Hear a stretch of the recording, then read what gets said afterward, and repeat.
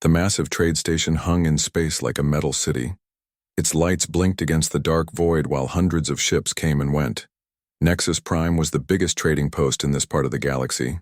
Aliens from dozens of worlds came, here to buy and sell everything from rare metals to exotic foods. Deep inside the station, in the narrow maintenance tunnels that ran between the walls, Hana crawled through another cramped passage. Her small human body fit where the bigger aliens could not go. She carried her tool bag and a portable light that cast dancing shadows on the metal walls around her. Hana was 22 years old and had been working on the station for 3 years. The alien bosses barely noticed her. To them, humans were just another primitive species that was good for simple manual labor. They paid her enough to survive, but nothing more. Most days, she fixed broken pipes and replaced burned-out circuits in places no one else could reach. She liked the quiet work, in the tunnels. Up on the main levels, the bigger aliens would push past her or ignore her completely. Down here, she could focus on her job and think about the engineering problems that fascinated her. Hana had studied advanced engineering on Earth. But out here, no one cared about her education. Today felt different, though. As she worked her way toward the power distribution center, her scanner showed readings that did not make sense.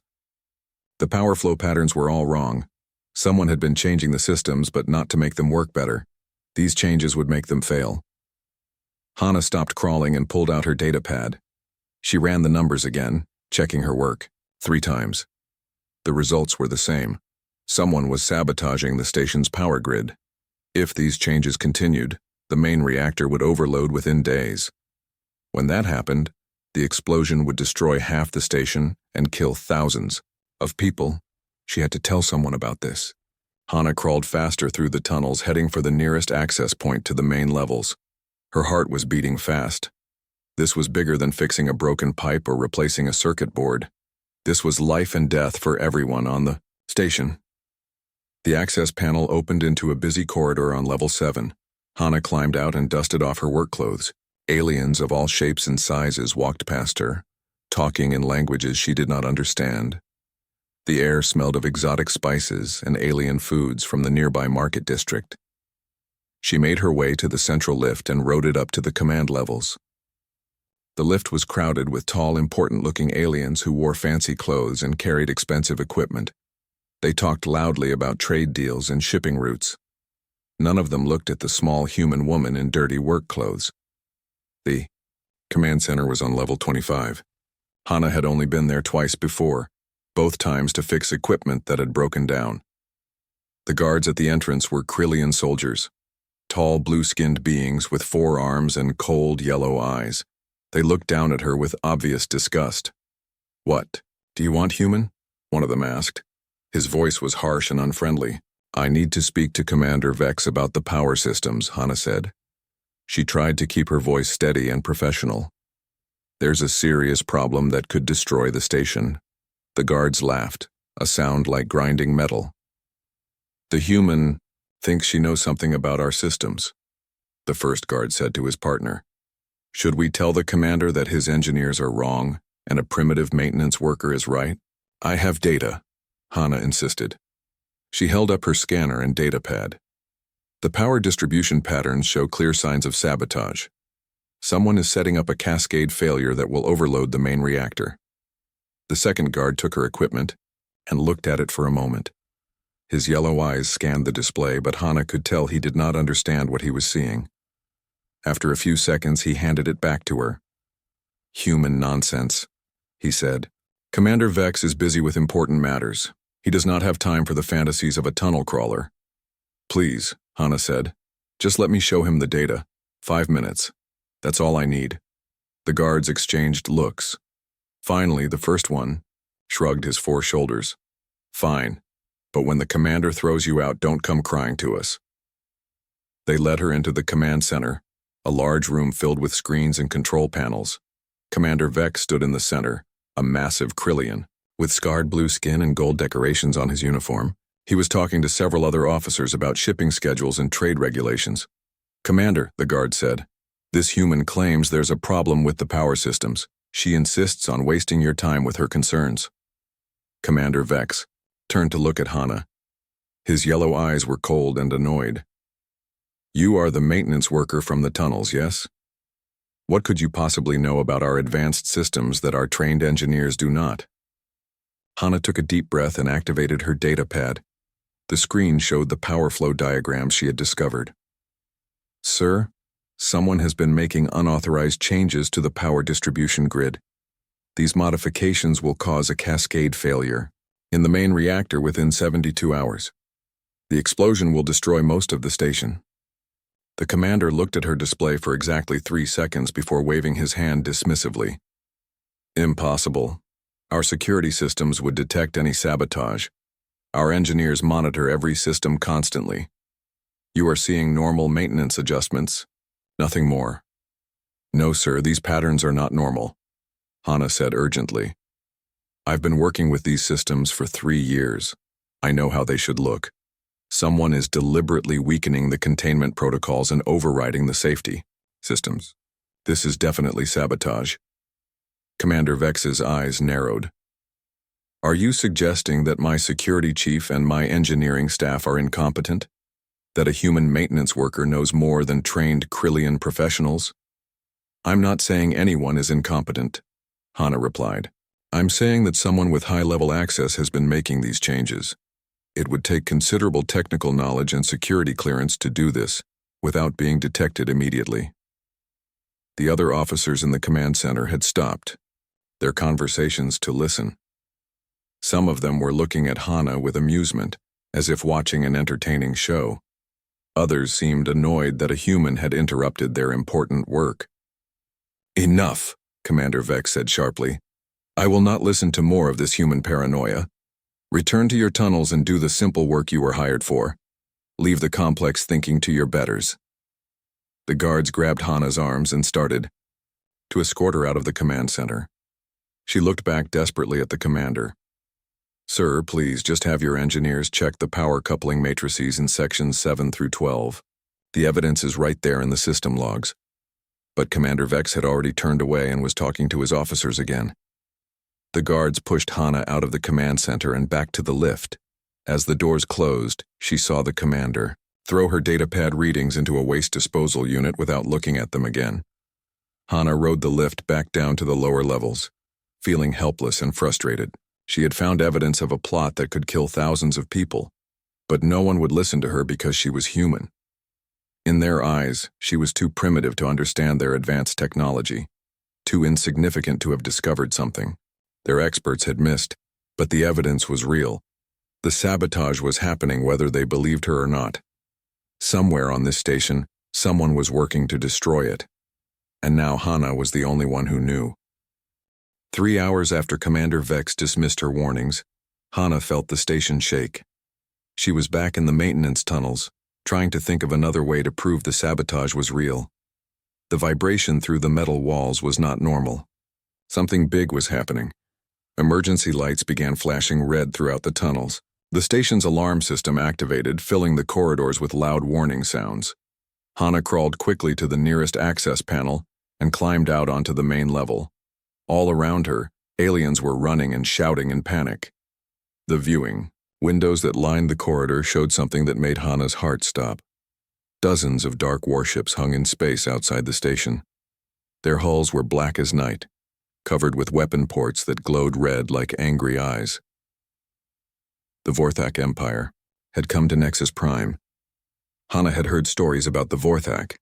They were conquerors who swept across the galaxy, taking what they wanted and destroying what they could not use. Their ships were fast and deadly, and they showed no mercy to anyone who stood in their way. The station's defense systems tried to respond, but something was wrong. The defensive shields flickered and died. The weapon platforms that should have protected Nexus Prime sparked and went dark. Someone had sabotaged the station's defenses from the inside, leaving it helpless against the Vorthak fleet. Now Hana understood what she had found in the power systems. The sabotage was not meant to destroy the station with an overload. It was designed to disable the defenses so the Vorthak could capture Nexus Prime without a fight. Someone on the station had been working with the enemy, preparing for this moment. The first Vorthak transport ships attached themselves to the station's docking bays. Within minutes, Enemy soldiers were pouring through the corridors. They were tall and thin, with gray skin and black eyes that seemed to swallow light. Their weapons could cut through metal or flesh with equal ease. Most of the station's security forces surrendered without firing a shot. The few who tried to fight were cut down quickly. The Vorthak had planned this attack perfectly, knowing exactly where to strike and when. Their inside information made resistance impossible. Hana tried to make her way back to the maintenance tunnels where she might be able to hide, but it was too late. Vorthak soldiers were already securing the lower levels, blocking all the access points. She was trapped on the main corridor with hundreds of other terrified beings. The aliens who had ignored her earlier were now crying and begging for mercy. The proud Krillian officers who had dismissed her warnings now knelt on the floor with their hands behind their heads. Commander Vex himself stood among the prisoners, his scarred blue face pale with fear. A Vorthak commander entered the corridor, flanked by his personal guards. He was taller than the other soldiers, with silver markings on his gray skin that showed his high rank. His black uniform was decorated with symbols that represented worlds he had conquered. This was Nexal, one of the most feared Vorthak generals in the galaxy. "Citizens of Nexus Prime," Nexal said in a voice like grinding stone, "your station now belongs to the Vorthak Empire. Those who cooperate will be allowed to live as our servants. Those who resist will be eliminated." Commander Vex stepped forward, still trying to maintain some dignity despite his position as a prisoner. "What do you want from us? Nexus Prime is a neutral trade station. We have no military value to your empire." Nexal laughed, a sound that made everyone in the corridor shiver with fear. "You are correct that this station has little military value. However, it sits on important trade routes that we require. More importantly, it will serve as an example to other worlds of what happens when they resist the Vorthak Empire." "We never resisted you," Commander Vex protested. "We had no warning of your attack. Our defenses failed completely." "Yes, they did fail," Nexal agreed with a cold smile. "Thanks to our agents who have been working on your station for months preparing for this day. Did you really think your security was strong enough to stop us?" The revelation hit Hana like a physical blow. She had been right about the sabotage, but she had not understood its full purpose. While she was worried about a reactor explosion, the real plan had been to hand the station over to the enemy. The Vorthak had people working inside Nexus Prime, people with access to critical systems. Nexal's cold black eyes scanned the crowd of prisoners. "Now, our agents tell us that someone discovered evidence of our preparations. Someone tried to warn your pathetic commander about sabotage to your systems. We cannot allow such cleverness to go unpunished." Commander Vex's yellow eyes went wide, with understanding and shame. He slowly turned to look at Hana, and she saw him realize that everything she had told him was true. He had ignored the one person who could have saved the station, and now they were all paying the price for his arrogance. "The human," Commander Vex said quietly. "It was the human maintenance worker. She tried to warn me, but I would not listen." Nexal followed the commander's gaze until his black eyes fixed on Hana. She felt like a small mouse being watched by a hungry snake. There was nowhere to run, nowhere to hide from that terrible stare. "Ah, yes, the human," Nexal said with satisfaction. "Our agents reported that this one had been asking inconvenient questions about power systems and security protocols. Bring her forward." Two Vorthak soldiers grabbed Hana's arms and dragged her out of the crowd. Her legs felt weak, and her heart was beating so fast she thought it might explode. Up close, Nexal was even more frightening. His gray skin looked like it had never seen sunlight, and his black eyes seemed to look right through her. "So you are the clever little human who almost ruined our plans," Nexal said. "Tell me, what did you hope to accomplish by interfering in affairs that are far beyond your understanding?" Hana's mouth was dry, but she forced herself to speak. "I just wanted to protect the people on this station. The sabotage would have killed thousands of innocent beings." Nexal tilted his head like a predator studying its prey. "Innocent? There are no innocent beings in this galaxy, only the strong and the weak. The Vorthak Empire represents strength. Everyone else exists only to serve us or be destroyed by us. That's not true, Hana said, finding some courage despite her fear. There are good people throughout the galaxy who help each other and work together. Strength does not have to mean cruelty. The Vorthak commander's expression turned even colder. You speak like a child who has never seen the real universe. Perhaps it is time for you to learn how the galaxy actually works. Nexal turned to address his soldiers and the crowd of prisoners. I have been informed that there is a Drakmori vessel in this sector. The famous Crimson Talon, commanded by one of their legendary warrior captains. The Drakmori pride themselves on their ancient code of honor and their protection of the weak. A murmur went through the crowd. Everyone in the galaxy had heard stories about the Drakmori. They were an ancient race that looked like dragons from old Earth legends.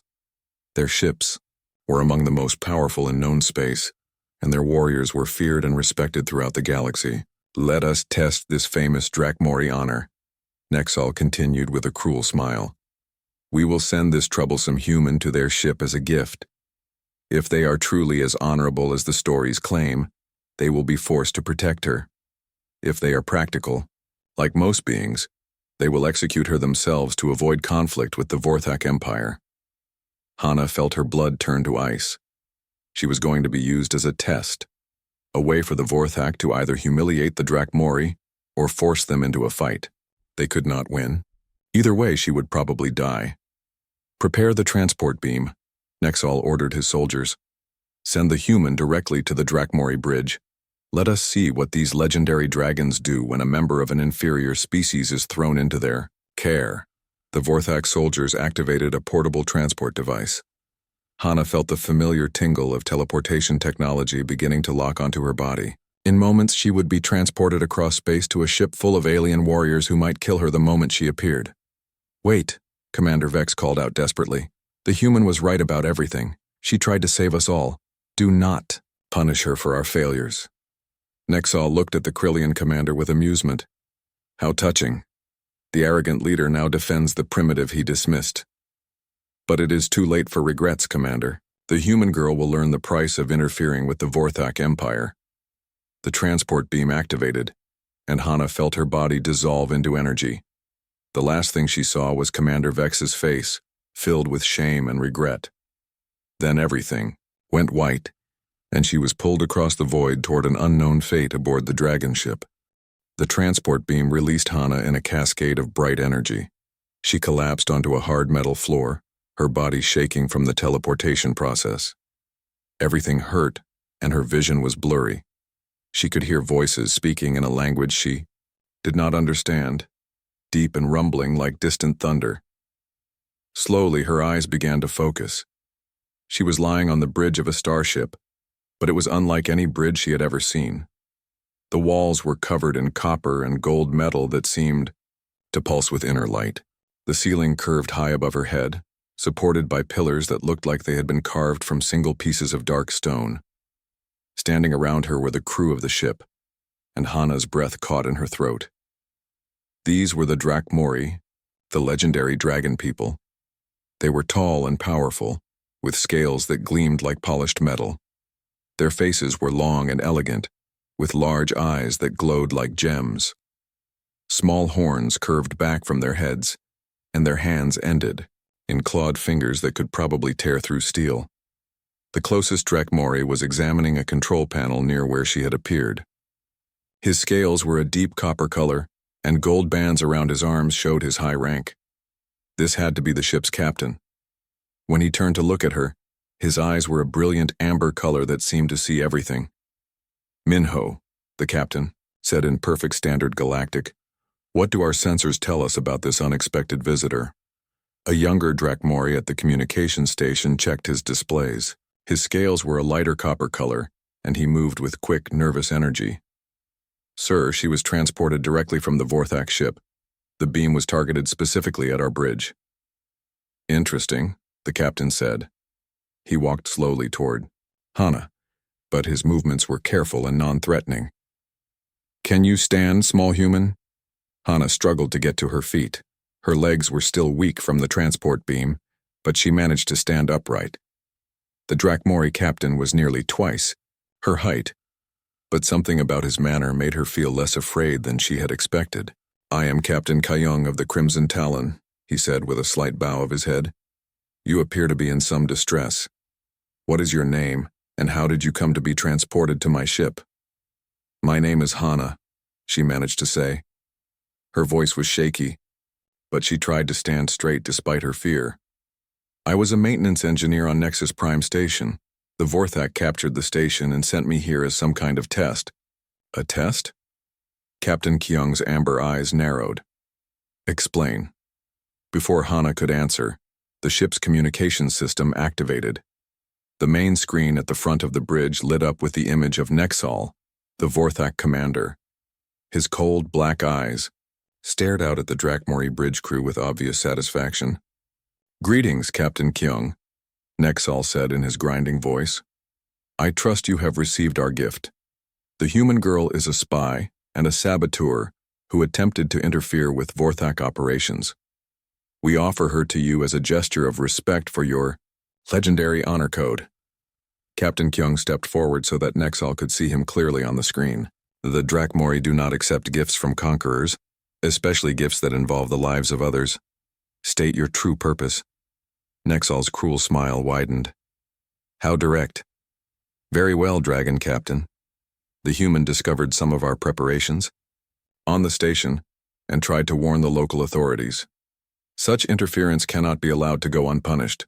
We give you 1 standard hour to execute her publicly, as an example to other species who might consider opposing the Vorthak Empire." "And if I refuse?" Captain Kyung asked, his voice dangerously quiet. "Then we will assume that the mighty Drakmori have become soft," Nexal replied. "We will tell the galaxy that you harbor spies and criminals.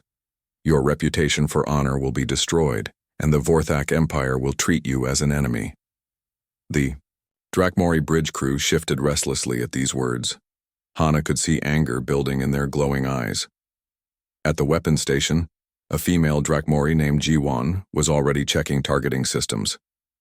Her scales were a darker copper color, almost bronze, and her clawed hands moved with deadly precision over her controls. "You dare to threaten us?" Jiwon growled. "The Crimson Talon has sent entire fleets running with their tails between their legs." Captain Kyung raised one hand to silence his weapons officer, but his eyes never left Nexal's image on the screen. "1 hour," he repeated, "and then you expect an answer." "1 hour," Nexal confirmed. "Choose wisely, Dragon Captain." "The Vorthak Empire has many ships and many warriors. Even your legendary vessel cannot stand against an entire fleet." The communication ended, and the screen went dark. The bridge fell silent except for the quiet hum of the ship's systems. Every eye was on Captain Kyung, waiting to see what he would decide. Hana felt like she was about to be sick. Her life was now in the hands of beings she had never met before. Captain Kyung turned to look at her again. His amber eyes seemed to be studying everything about her, from her dirty work clothes to the tool bag she still carried over her shoulder. "Tell me about this sabotage you discovered," he said. "What exactly did you find on the station?" Hana's hands shook as she pulled out her scanner and data pad. The information was still there, the evidence that no one had wanted to believe. "Someone was sabotaging the power distribution systems," she explained. "They changed the flow patterns to disable the defensive shields and weapons. I tried to warn Commander Vex, but he would not listen to me." The captain's second officer, a Drakmori named Daiho with silver-edged scales, stepped forward to examine her equipment. His eyes widened as he read the technical data. "Captain, these modifications are extremely sophisticated. Whoever did this had extensive knowledge of the station systems and high-level access codes. The Vorthak said they had agents working inside the station for months," Hana added. "They planned this whole attack from the beginning. The sabotage was not meant to destroy the station, it was meant to hand it over to them without a fight." "Captain," Kyung nodded slowly. "So you discovered evidence of enemy infiltration and tried to warn the station authorities. For this, the Vorthak consider you a spy who must be executed." "Yes, sir," Hana said quietly. "I was just doing my job, trying to keep people safe. But to them, I was interfering with their plans." The bridge crew exchanged glances. At the navigation station, an older Drakmori named Hagen spoke up. "Captain, the human's story matches what we observed during the attack. The station's defenses failed in exactly the pattern she describes. She was trying to prevent a massacre." Jiwon turned from her weapon station, her bronze scales gleaming with anger. "The Vorthak use civilians as weapons against us.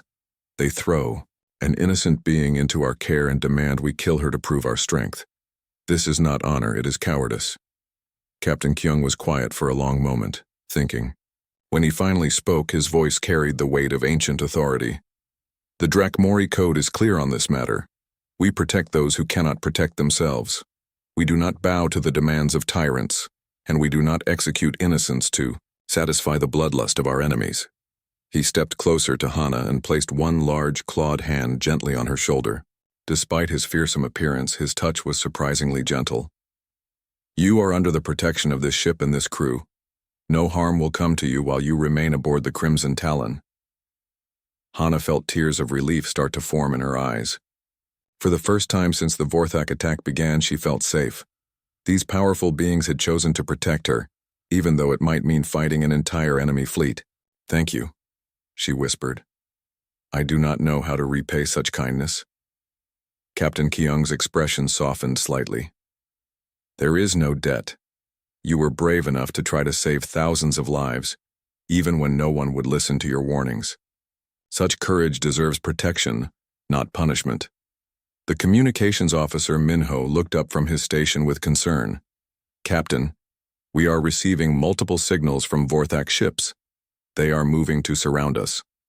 If we refuse their demands, they will attack. Let them come," Captain Kyung replied calmly.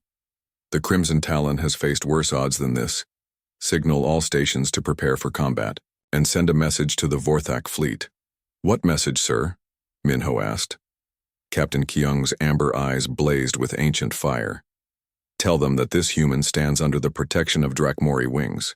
Any who would harm her must first face the fury of dragons."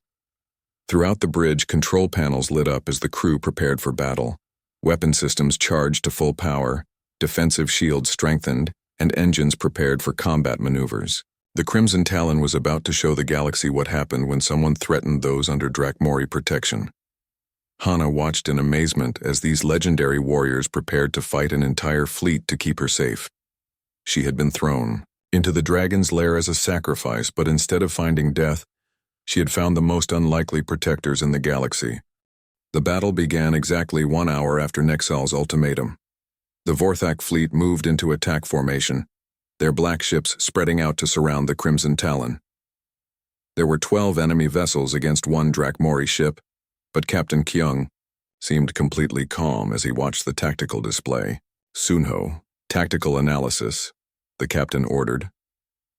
The tactical officer, a young Drakmori with bright green scales, studied his screens carefully.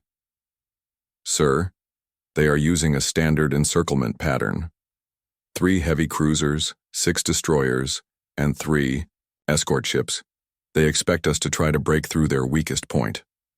"Which is exactly what they want us to do," Captain Kyung said with a slight smile.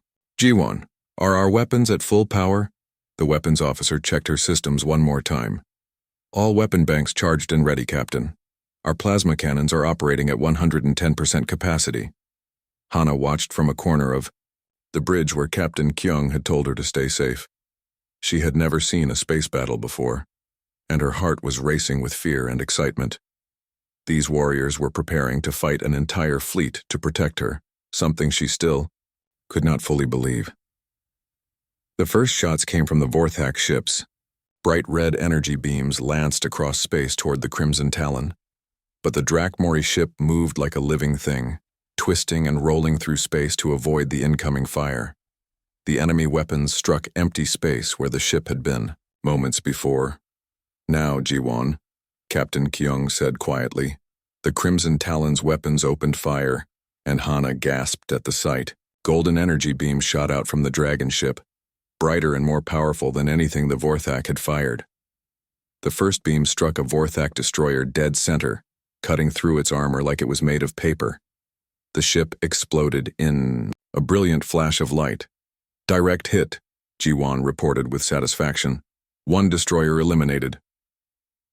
The battle continued for 20 minutes, but it was clear from the beginning that the Vorthak had made a terrible mistake. The Crimson Talon was not just any ship. It was a masterpiece of Drakmori engineering, built for war and crewed by some of the finest warriors in the galaxy. Captain Kyung commanded the battle with calm precision, giving orders that sent his ship dancing through space between enemy fire. Sunho coordinated defensive maneuvers that made the massive ship move like a fighter craft. Jiwan's weapons found their targets again and again, each shot carefully aimed to disable or destroy.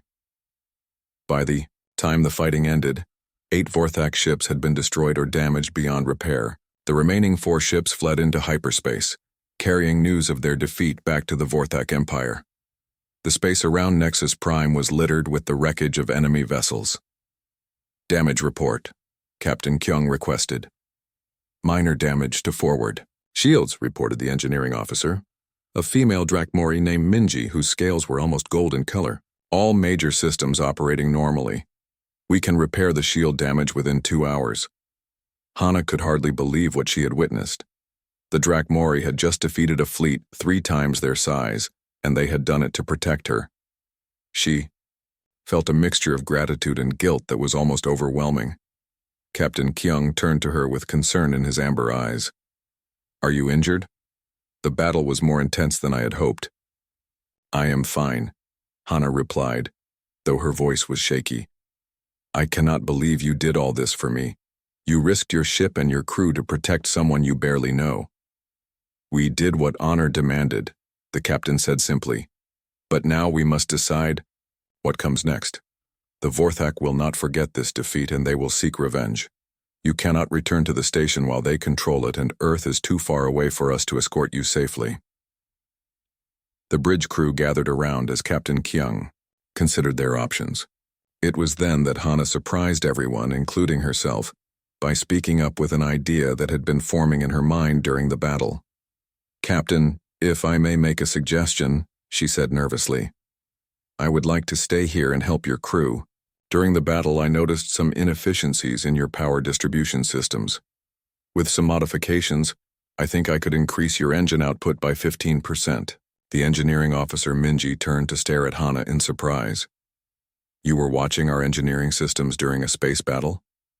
I could not help it, Hana admitted with a small smile. I am an engineer. When I see systems working, I automatically think about how to make them work better. Your ship is amazing, but there are some improvements that could be made using human engineering techniques. Captain Kyung raised one eyebrow, a gesture that looked strange on his dragon-like face. You believe you can improve Drakmori technology? Our engineering methods have been refined over thousands of years. I do not mean to insult your technology, Hana said quickly. Your systems are far more advanced than anything humans have built, but sometimes a fresh perspective can find new solutions to old problems. Humans approach engineering differently than other species. We are good at finding simple solutions to complex problems. Minji stepped forward, her interest clearly aroused. What kind of modifications are you thinking about? Hana pulled out her data pad and began sketching some basic diagrams.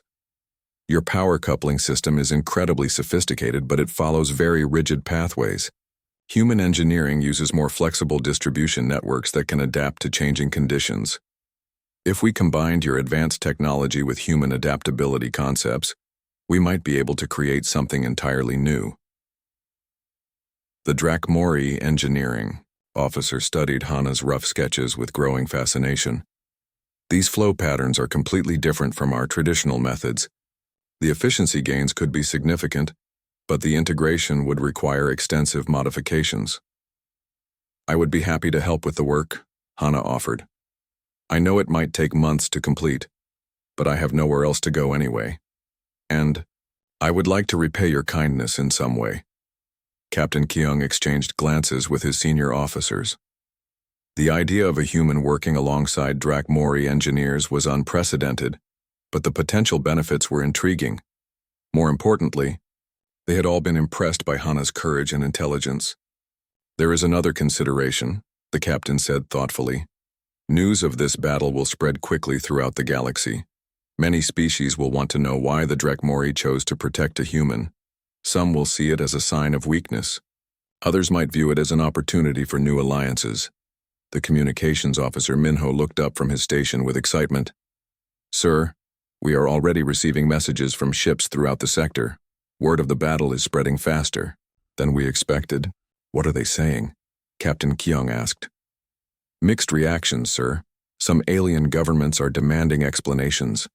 But we are also getting messages of support from smaller species who have suffered under Vorthak oppression. They see this as a sign that someone is finally willing to stand up to the Empire." Hana felt a chill of realization. "I am sorry, Captain. I never wanted to cause political problems for you and your people. Maybe it would be better if I found somewhere else to go." "Absolutely not," Captain Kyung said firmly. "The Drakmori do not abandon those under our protection. Besides, political complications were inevitable from the moment we chose to defy the Vorthak. At least this way, we face them with honor intact." The tactical officer Sunho stepped forward with a thoughtful expression. "Captain, there might be an opportunity here. The galaxy has been dominated by large empires for too long. Smaller species have been forced to serve the Vorthak, the Hegemony Council, or other major powers. If we can show that cooperation between different species is possible, it might inspire others to stand up for themselves." "An interesting thought," Captain Kyung mused. "A human working alongside Drakmori warriors might indeed send a powerful message to the galaxy." Hana felt a surge of hope and determination. "I want to help however I can. Not just with engineering, but with whatever challenges you face. The Vorthak Empire needs to be stopped. And if my presence here can help other species find the courage to resist them, then I want to be part of that fight." Captain Kyung studied her for a long moment, his amber eyes seeing something in her that even she did not fully understand yet. Finally, he nodded with decision. "Very well, Hana of Earth. You are hereby granted temporary status as a technical advisor to this ship. Minji will work with you on the engineering modifications you have proposed. In return, you will help us understand how humans think and work, so that we might better cooperate with your species in the future." The bridge crew murmured their approval of this decision. Hana felt tears of gratitude forming in her eyes again. She had been thrown into the dragon's lair as a sacrifice, but instead she had found a new home among warriors who valued courage and honor above all else. As the Crimson Talon set course away from Nexus Prime, Hana looked out at the stars and realized that her life had changed forever. She was no longer just a maintenance worker hiding in tunnels. She was part of something bigger now, something that might help change the galaxy for the better. 2 months had passed since the battle at Nexus Prime. Hana had settled into life aboard the Crimson Talon better than anyone had expected. She worked closely with Minji in the engineering sections, and their collaboration had produced remarkable results. The ship's power systems now operated 20% more efficiently than before. But success brought new problems. Word of the human-Drakmori partnership had spread throughout the galaxy, and not everyone was pleased with this development. Political pressure was building from multiple directions, threatening to tear apart the alliance before it could grow stronger. Hana was working in the main engineering bay when Captain Kyung's voice came over the ship's communication system. "All senior staff report to the conference room immediately. We have received some disturbing intelligence that requires immediate attention." She made her way to the conference room, where the ship's officers had already gathered around a large table.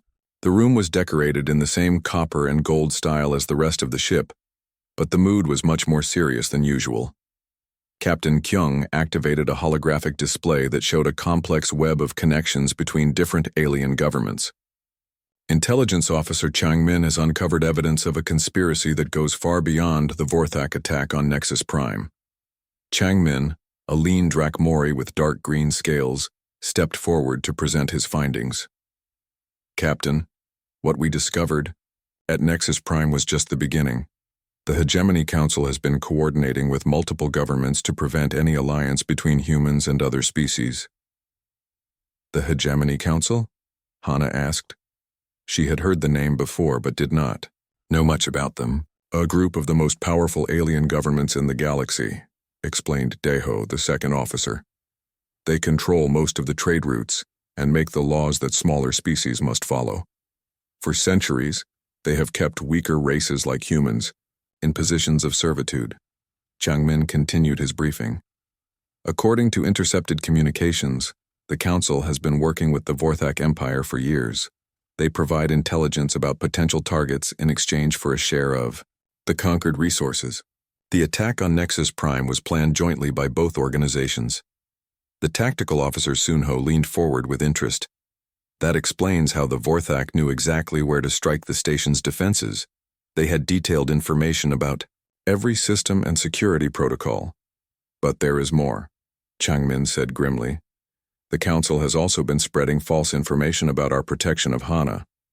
They are telling other governments that the Drakmori have become weak and sentimental, that we can no longer be trusted to maintain galactic stability. Captain Kyung's amber eyes blazed with anger. They dare to question our strength after we defeated an entire Vorthak fleet? They are not questioning our military power, Changmin replied. They are questioning our judgment. Several council members have suggested that the Drakmori have been corrupted by association with primitive species. They claim that our protection of a human shows we have lost our way. Hana felt a familiar stab of guilt. Once again, her presence was causing problems for people who had shown her nothing but kindness. Captain, maybe it would be better if I left the ship. I never wanted to cause political trouble for your people. Absolutely not, Captain Kyungi said firmly. The conspiracy against us existed long before you came aboard this ship. The Council fears any cooperation between species because it threatens their control over the galaxy. They would have found another excuse to attack us eventually. The weapons officer Jiwon slammed her clawed fist on the table. Let them come then. The Crimson Talon has faced worse enemies than a group of corrupt politicians. Unfortunately, it is not that simple, Changmin continued. The Council has been more clever than that. They have created false evidence suggesting that Hana is actually a spy, planted by human intelligence agencies to infiltrate Drakmori society. Hana's blood ran cold. That's impossible. I was just a maintenance worker. I never worked for any intelligence agency. We know that, Captain Kyung assured her. But the evidence is sophisticated enough to convince those who want to believe it. The Council has forged communications, fabricated mission reports, and even created fake background records that make you appear to be a trained operative. Minji looked up from her datapad where she had been studying the false evidence. The technical details are very convincing. Whoever created this information had access to high-level human government databases and sophisticated forgery equipment. The question is what we do about it, said Deho. If this false evidence spreads, it could turn other Drakmori against us. Some of our own people might begin to believe that we have been deceived. As if summoned by his words, the ship's communication system activated with an incoming message. The main display showed the image of an elderly Drakmori with silver scales and ancient scars covering his face. This was Elder Wu Jin, one of the most respected leaders of their species. Captain Kyung, the elder said in a voice heavy with disappointment, I have reviewed the evidence presented to the Drakmori High Council regarding your human passenger. The information is deeply troubling. Captain Kyung stood at attention before the display. Elder Wu Jin, I have studied the same evidence and I believe it has been fabricated by our enemies to divide us. That is a serious accusation, the elder replied. Are you suggesting that multiple governments have conspired to create false information about a single human? That seems unlikely compared to the possibility that you have been deceived by a skilled operative. With respect, Elder, I have observed this human for months. Her behavior, her knowledge, and her character are not consistent with someone trained in espionage. She is exactly what she appears to be, an engineer who tried to save innocent lives. Elder Wu Jin's expression remained stern. Your judgment may be compromised by personal feelings, Captain. The High Council has voted to demand that you surrender the human to hegemony authorities for proper interrogation. If you refuse, you will be declared rogue and stripped of your command. The bridge crew exchanged tense glances. This was the moment they had all been dreading. The political pressure had finally reached the point where Captain Kyung would have to choose between his loyalty to his own people and his duty to protect Hana. But before the captain could respond, Hana stepped forward into view of the communication screen. "Elder Wu Jin, may I speak?" The elderly Drakmori looked surprised to see her address him directly. "You may speak, human, but choose your words carefully. Your fate hangs in the balance." "Sir, I understand your concerns about the evidence against me. If I were in your position, I would probably reach the same conclusions, but I can prove that the information is false." "How?" Elder Wu Jin asked skeptically. Hana pulled out her datapad and began calling up technical specifications.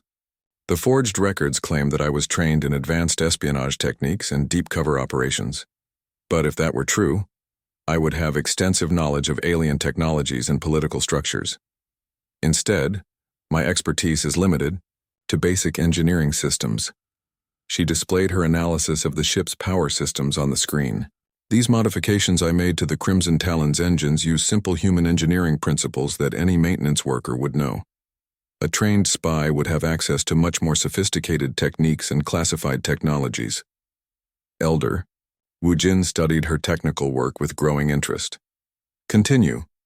"More importantly," Hana said, "the timeline in the false records does not match reality. According to the forged documents, I was supposedly recruited by human intelligence 5 years ago. But 5 years ago, I was still a student at the Technical University on Earth. I have academic records, professor recommendations, and classmate testimony that can verify my location during that entire period." Changmin stepped forward to support her argument. "Elder, I have verified her academic records through independent sources. The timeline inconsistencies in the false evidence are significant and easily provable." Captain Kyung moved to stand beside Hana, showing his support. "Elder Wu Jin, this human has had numerous opportunities to gather intelligence about our ship and our people.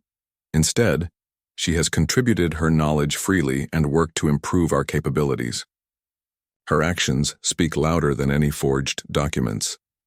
The elderly Drakmori was quiet for a long moment, considering everything he had heard. Finally, he spoke with careful deliberation. "Your arguments are compelling, Captain. But even if the evidence is false, the political situation remains dangerous. The Hegemony Council is using this human as a weapon against us, true or not. Then we remove their weapon by exposing the truth," Captain Kyung replied. "If we can prove that the Council fabricated evidence against an innocent being, it will show the galaxy their true nature. Other species will see that the Council cannot be trusted to act with honor." Elder Wu Jin's scarred face showed the first hint of a smile. "A dangerous plan, Captain. If you are wrong, the consequences for our people could be severe. If we do nothing, the consequences will be worse," Captain Kyung responded. "The Council will continue to manipulate and control smaller species while painting anyone who opposes them as traitors or fools. Someone must take a stand." The elder nodded slowly. "Very well. You have 48 hours to gather proof of this conspiracy. If you can present convincing evidence to the High Council, we will support your position. If not, you must surrender the human to prevent civil war among our people." The communication ended, leaving the conference room in tense silence. 48 hours to prove a galaxy-wide conspiracy and save not just Hana's life, but the future of cooperation between species. It seemed like an impossible task, but Captain Kyung was already forming a plan.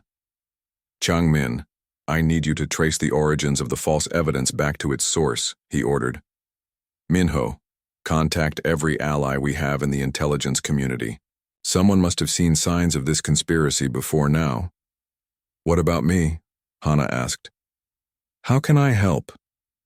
Captain Kyung looked at her with determination.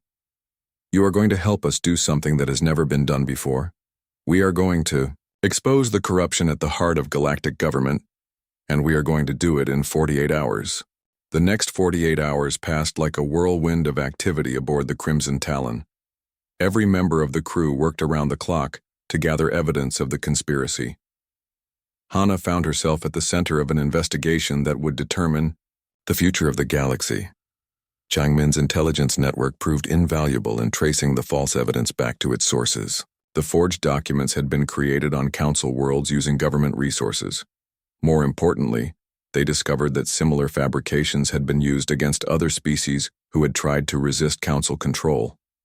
"Captain," Changmin reported, during their final briefing, "we have found 12 other cases where the Council created false evidence to justify military action against smaller governments. The pattern is unmistakable." Meanwhile, Minho had been coordinating with human authorities back on Earth. Admiral Yunsu of the Human Defense Coalition had reviewed Hana's academic records and provided official testimony about her background. More significantly, he had revealed that human intelligence agencies had been monitoring Council activities for years. "The humans have been gathering evidence of Council corruption," Minho explained. "They were planning to present their findings to the Galactic Assembly, but they lacked the political influence to be taken seriously. Now they want to coordinate with us." But the most important breakthrough came from an unexpected source. While analyzing the communication patterns used to spread the false evidence, Hana noticed something that the professional intelligence officers had missed.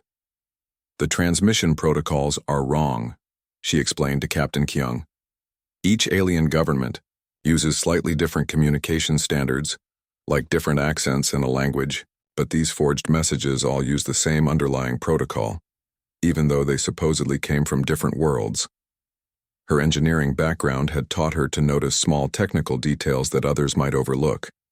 This seemingly minor inconsistency proved that all the false evidence had actually been created by the same organization, despite claims that it came from multiple independent sources. As their deadline approached, Captain Kyung made a decision that would change everything. Instead of presenting their evidence only to the Drakmori High Council, he decided to broadcast it to the entire galaxy simultaneously. "We will transmit on all major communication frequencies," he announced to his crew. "Every government, every news organization, every independent ship will receive our findings at the same time.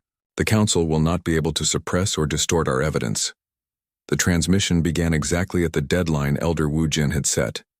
Captain Kyung stood before the main communications array, with Hana beside him and his senior officers arrayed behind them. The image was broadcast to billions of beings across hundreds of worlds. "Citizens of the galaxy," Captain Kyung began, "we speak to you today to reveal a conspiracy that threatens the freedom of every species. For decades, the Hegemony Council has used lies, manipulation, and false evidence to maintain control over smaller civilizations. The broadcast laid out their findings in clear, undeniable terms. They showed the forged documents, the fabricated communications, and the technical evidence that proved the deception. They revealed how the Council had worked with the Vorthak Empire to eliminate potential threats to their power. But most importantly, they told Hana's story. They showed how a simple maintenance engineer had tried to save thousands of lives, only to be branded a spy and marked for death by those who profited from chaos and fear. "This human represents everything the Council fears," Captain Kyung continued. "She shows that ordinary beings can stand up to powerful enemies when they have the courage to do what is right. She proves that cooperation between species is not only possible, but necessary if we are to build a better galaxy." The response was immediate and overwhelming. Within hours, protests erupted on Council worlds as citizens demanded answers about the corruption in their governments. Military units refused orders to suppress the demonstrations. Several Council members resigned in disgrace rather than face investigation.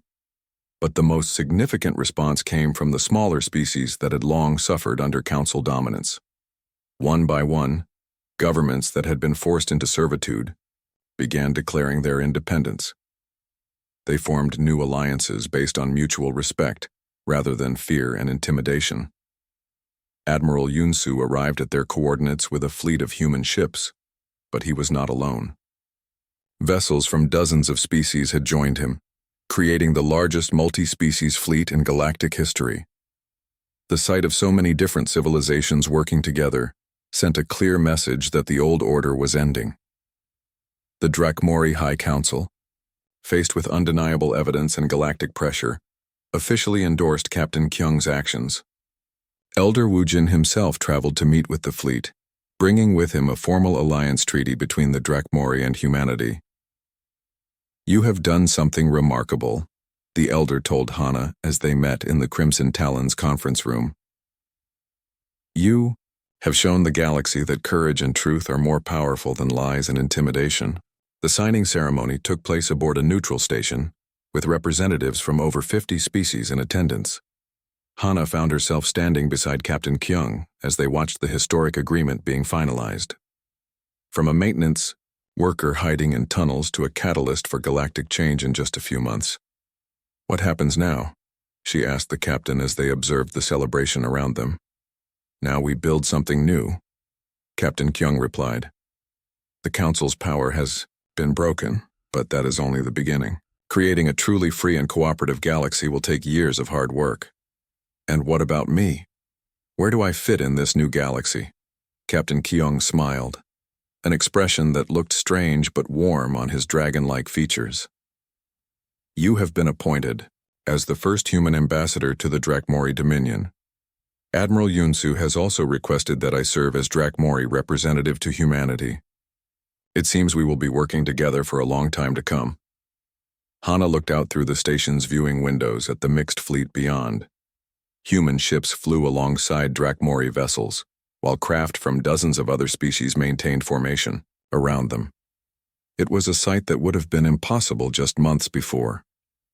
In the months that followed, the changes continued to spread throughout the galaxy. The Vorthak Empire, deprived of council support and facing unified resistance, began to crumble from within. Nexal himself was captured by a coalition force and put on trial for war crimes. New institutions were established to replace the corrupt council system.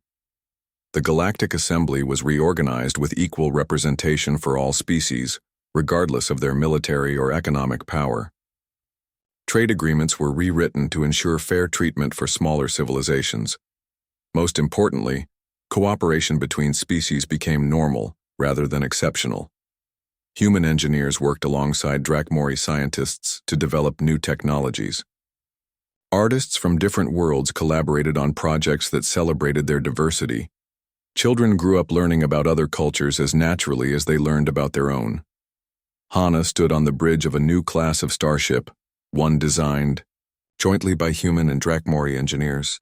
The vessel incorporated the best technologies from both civilizations, creating something greater than either could have built alone. As the ship's captain, she had responsibilities she never could have imagined when she was crawling through maintenance tunnels. "Captain," her communications officer reported, "we are receiving a distress signal from the outer rim. A merchant vessel is under attack by raiders." "Set course to intercept," Hana ordered. "Maximum speed." As her ship raced through space to help strangers in need, Hana reflected on how much had changed.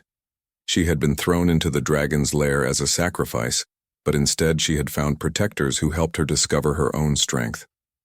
The small human girl who had once been dismissed and ignored was now a leader who commanded respect throughout the galaxy. But more than personal success, she had been part of something that changed the fundamental nature of galactic civilization. No longer would species be divided into the strong and the weak, the rulers and the ruled. Instead, they would work together as equals, each contributing their unique strengths to build a better future for all. The age of empire and domination was ending. The age of cooperation and mutual respect had begun, and it had all started when a dragon chose to protect a small human girl beneath his wings, proving that sometimes the smallest acts of courage can change the entire galaxy. As her ship dropped out of hyperspace near the distress signal, Hana smiled at the sight that greeted them. The raiders were already fleeing from a joint rescue force that included vessels from 6 different species. In the new galaxy they had helped create, no one had to face danger alone. The universe was vast and full of challenges, but it was also full of friends ready to help when help was needed. That, Hana thought, was worth fighting for. That was worth the risk she had taken when she first tried to warn Commander Vex about the sabotage. That was worth every moment of fear and uncertainty she had endured. She had found her place among the stars, not as a servant or a subject, but as an equal partner in the greatest adventure of all, building a galaxy where every being could reach their full potential. The girl who had been sacrificed to dragons had